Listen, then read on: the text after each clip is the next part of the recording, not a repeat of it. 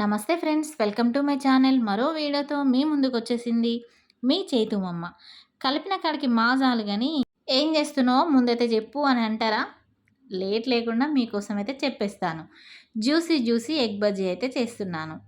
Juicy juicy ఏంటి అంటారా? అదేనండి, ఇందాక నేను కలిపాను కదా, అదే juicy juicy egg bajji. Super taste. వచ్చేయండి వీడియోలోకి.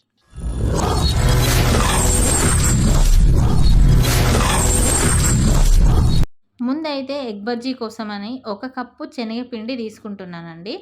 ఒక కప్పు శనగపిండికి పావు కప్పు బియ్యపిండి వేసుకుంటున్నాను. బియ్యపిండి వేయడం వల్ల క్రిస్పీనెస్ మంచిగా ఉంటుంది, అందుకోసమే బియ్యపిండి వాడుతున్నాను.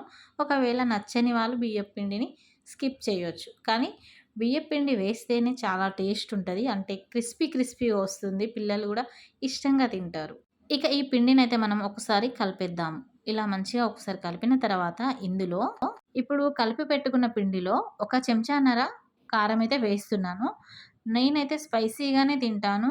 ఒకవేళ స్పైసీ వద్దనుకుంటే కొద్దిగా తక్కువ వేసుకోవచ్చు.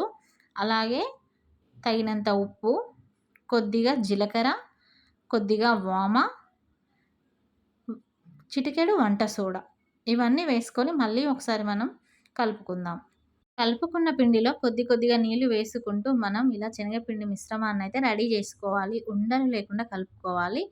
నేను ఒక చేతితో మొబైల్ పట్టుకొని ఉన్నా కాబట్టి మీకు నీళ్లు వేసేది చూపించలేదు.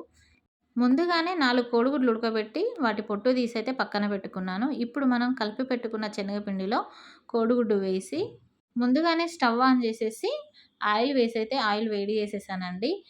ఎందుకంటే ఆయిల్ మంచిగా వేడైతేనే మనకి తొందరగా ఎగ్ బజ్జీ అనేది రెడీ అవుతుంది. క్రిస్పీనెస్ కూడా మంచిగా ఉంటుంది కాబట్టి ముందే ఆన్ చేశాను. ఇక కోడిగుడ్డుని మంచిగా పిండిలో ముంచి తీసి సరసర కాగుతున్న నూనెలో వేసేయడమే. ఆయిల్ మీకు తక్కువ కనిపిస్తుంది, నేను కొంచెం జూమ్ చేసి చూపించాను, ఎందుకంటే మొబైల్ చేతిలో పట్టుకున్నాను కదా అందుకనేసి. ఇప్పుడు నేను వెంటనే 3 అయితే వేసానండి. వెంటనే మనం కింద వైపు కదిలించొద్దండి, ఎందుకంటే మనకి పిండి కొంచెం అతుక్కుంటే పేలిపోతాయి, అందుకని జాగ్రత్తగా చూసుకోవాలి. 2 వైపులా అయితే నేను ఇలా కాల్చుకున్నాను. కోడిగుడ్డు బజ్జీ అయితే రెడీ అయిపోయింది. ఇక జ్యూసీ బజ్జీ ఎలా అవుతుందో మీకు చూపిస్తాను. కోడిగుడ్డు బజ్జీ అయితే వేగిపోయింది కదా, ఇప్పుడు తీసి ఒక ప్లేట్లోకి వేసుకుందాం. ఇక జ్యూసీ కోసం అయితే ఒక చిన్న గిన్నె తీసుకొని అందులో green chilli sauce, red chilli sauce, soya sauce, ఈ 3 కూడా చెంచాన్నర అయితే వేసుకోవాలి. ఈ 3 వేసుకున్న తర్వాత మంచిగా కలపాలండి. అన్నీ కలిసిపోయేలాగా కలుపుకోవాలి.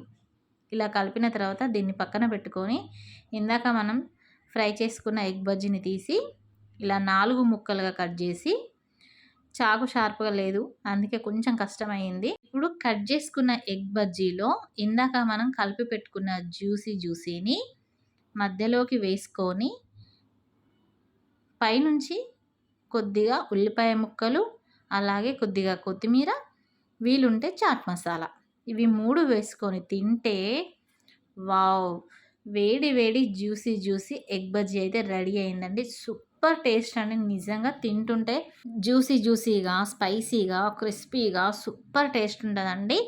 చూస్తుంటే మీకు కూడా నోరూరుతుంది కదా, నాకు తెలుసు. అయితే ఇంకెందుకు ఆలస్యం, ట్రై చేసేయండి. మీకు కూడా ఈ వీడియో నచ్చితే లైక్ చేయండి, కామెంట్ చేయండి, షేర్ చేయండి, సబ్స్క్రైబ్ చేయడం అయితే అస్సలు మర్చిపోకండి.